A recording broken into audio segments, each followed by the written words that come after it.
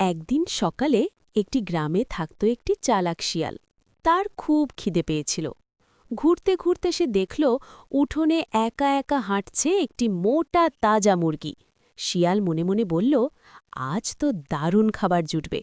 সে মুরগির কাছে গিয়ে খুব মিষ্টি গলায় বলল, আহা মুরগি বোন, তুমি কত সুন্দর, চলো আমরা দুজনে বন্ধু হই।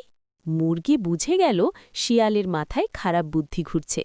তবু সে ভয় না দেখিয়ে বলল, বন্ধু হতে আমারও ভালো লাগে, তবে একটু অপেক্ষা করো। শিয়াল খুশি হয়ে বলল, কেন, কি ব্যাপার? মুরগি বলল, ওই যে দূরে কুকুর আসছে, সে আমার খুব ভালো বন্ধু। আগে তাকে ডাকতে দিই, তারপর আমরা তিনজন একসাথে গল্প করব। এ কথা শুনে শিয়ালের চোখ বড় বড় হয়ে গেল। কুকুর!